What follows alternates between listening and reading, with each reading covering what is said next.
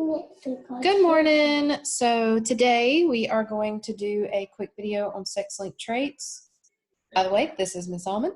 All right, so the first things to remember is that sometimes we have genes or alleles that are located on the X or the Y chromosome only. That is what we call sex-linked traits. And a lot of times we just call them X-linked traits because for the most part, the only thing that's carried on a Y chromosome are things that code for male. So anything that makes male a male, excuse me, those are the things that are going to be coded for on the Y chromosome for the most part, because females don't have a Y. So since females don't have a Y, we have to have other traits that are going to be seen in male and female on the X chromosome. Okay, so sometimes we call them X-linked, sometimes we call them sex-linked. So only males can have traits that are going to be located on the Y chromosome because only males have the Y chromosome. Males and females can have traits that are controlled by genes on the X chromosome. Can you say hey, Aspen?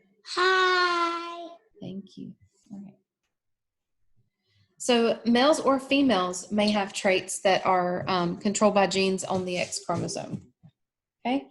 A female can have a recessive sex-linked X chromosome trait only if she has both recessive alleles. And the reason for that is because of the law of dominance. If she has one X that is dominant, it will mask that recessive trait and show up as whatever the dominant trait is. We'll get to some examples here in just a second. Okay. So a male is only going to have one recessive allele to have the trait because the male only has one X chromosome. So one other really important thing to understand here is that only females can carry sex-linked traits. Males cannot carry a sex-linked trait because they only have one X chromosome. So if they have a recessive X chromosome, then that means that they have this trait. Okay, so some examples here. In fruit flies, we have eye color is a sex-linked trait that's located on the X chromosome. X big R, as a superscript, represents the dominant allele that codes for red eyes. X little r is the recessive allele that codes for white eyes. So what are the possible genotypes for female fruit flies? And what are the possible phenotypes for these genotypes? All right, so since females can be XX, or females are XX, they can either be X big R, they could be X big R, X little r, and they would be a carrier. Sorry, let me back up. They could be X big R, and have red eyes. They could be X big R, X little r, and have red eyes. They would also be called a carrier. Or they could be X little r, and they would be the female that has white eyes. Okay?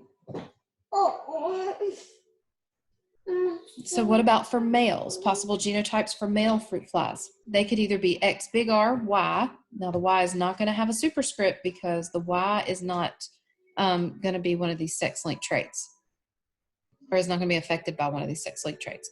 So they could be X big R, Y, and they would have red eyes, or they could be X little r, Y, and they would have white eyes. So this is what we mean. Males only have two options. Either their X is affected or it's not. Females have three options. Okay? So, a human example for this. Okay, so color blindness is a human example of a recessive sex-linked disorder. So, if we look up here, if you'll just follow my mouse here, X big RY, the male would have no disorder. X little RY, they would have the disorder. And in this case, we're talking about color blindness. And for color blindness, it's not very common for females to have it, but they can. We'll look at that here in just a second. But usually males are going to have sex-linked disorders because of the possibility that females have to just be carriers, which means they're not affected by the disorder, but that's how two people, or how people can have a child that is colorblind, basically. All right, so anyway, females could be X big R, which would be homozygous dominant with no disorder. They could be heterozygous, which would be X big R, X little r, which is no disorder, but they're a carrier. Or they could be X little r, which is homozygous recessive, and they're going to have the disorder. Okay, so for color blindness, and actually this is a Punnett square of me, basically. So it's kind of fun that this was already done. But anyway, so my dad is colorblind. And so my mom is not. I guess it's possible that my mom could be a carrier, but we don't know anyone in her family who is colorblind. So it's not very likely. Mom is probably this, X big R, X big R. My dad is X little ry. So I have a brother, and my brother is not colorblind. So he is X big RY. Okay. So I am a carrier, and the reason for that, sorry, let me back up a little bit. So my brother got his X from our mom and his Y from our dad. Now I got an X from my mom and an X from my dad. So the X that my dad, the only X that my dad could give me is this recessive X right here. So I am X big R, which I got from my mom, and X little r, which I got the recessive X from my dad. So this is me. Now my husband is not colorblind, okay? Now, it is possible that we could have had a colorblind son. We have a daughter, and so our daughter could be one of these two. We don't know which she is, and because this is a sex-linked disorder, since you did pedigrees last week, this is the kind of thing that can skip generations. So if you were looking at our pedigree, you would see my dad would be shaded, me and my brother would not be shaded, and then the next generation, which would be my daughter, she would not be shaded. But then if she has children, if she were to have a colorblind son, then we would know that she is actually a carrier. But anyway, that's how you can follow those through pedigrees. All right, so remember when you're doing these Punnett squares, because you're crossing females and males, you have a 50% chance of a male and a 50% chance of a female every time, okay? So in this case, we have a 100% chance of a non-colorblind female and a 50% chance of a colorblind male. Okay. So time for you to practice. So in fruit flies, red eyes, X big R, are dominant over white eyes, which is X little r. Using a Punnett square, identify the phenotypic and genotypic ratio for a cross between a white-eyed male and a heterozygous red-eyed female. Okay, so you need to set that up, and I will tell you that, so it says we are using or crossing a white-eyed male, so white is recessive, so he is X little ry, and a heterozygous red-eyed female. So she has red eyes, so she's X big R, but she's heterozygous, so she's also X little r. So that's what you're going to cross in your Punnett square. All right, so again, with the red-green color blindness, just to kind of talk a little bit about what that's like. A lot of times when people hear colorblind, they're like, oh, these people see in black and white vision. And that's not true. It's really just that they cannot and really struggle and have to come up with all kinds of like compensating mechanisms, basically, to be able to tell the difference between red and green. This would be really frustrating in a grocery store, for example. Let's say the labels aren't out, or the produce guys knew and put the apples in the wrong place, and so you bought them because you read and saw that it said Granny Smith, and that's what you thought you were buying. You get home and you got Red Delicious or something. But anyway, so that can be frustrating. Now, traffic lights, and you might be thinking, well, oh my gosh, how are they not running red lights? Think about a traffic light. Red is always on the top.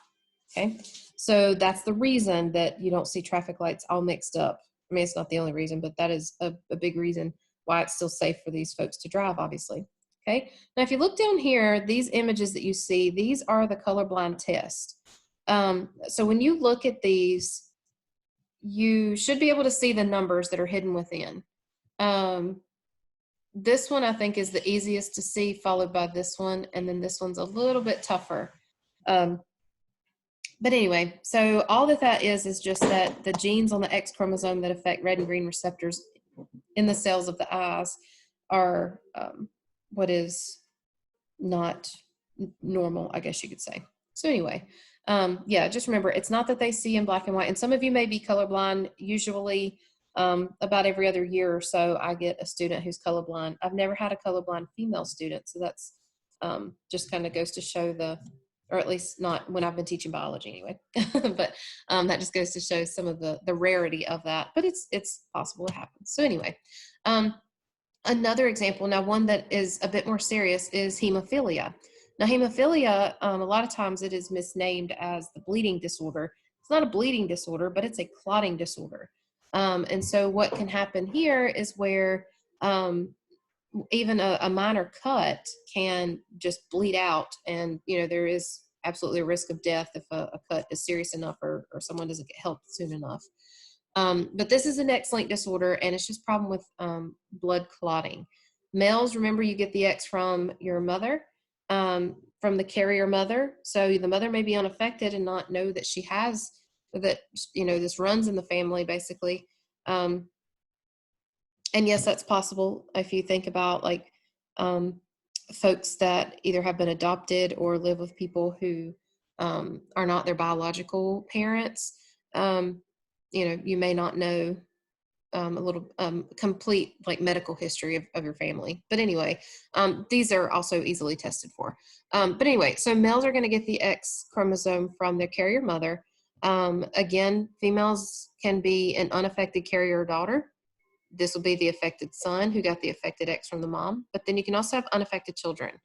And so this unaffected father here. Now, if the father was affected and this unaffected carrier mother, then we would have a higher chance of having an affected daughter. And so anyway, a single recessive allele is going to cause the disorder in males, but for females, they're going to have 2 recessive alleles for that to happen. Okay. So that is the gist of sex-linked traits. And I hope that this makes sense to you. If not, then y'all know the drill. Send us an email and let us know how we can help this make sense for you. I think the biggest thing is, last week when we were doing the incomplete and codominance, we were using subscripts. So I think using it as superscripts looks a little funny, but just remember that we're not dealing with typical alleles here. We are dealing with typical chromosomes. We're dealing with sex chromosomes. So these are going to be carried on the X, sometimes on the Y, but that would just mean that only males are going to be affected if it were carried on the Y. So this is how it works. All right, y'all take care, stay safe, and wash your hands. Bye.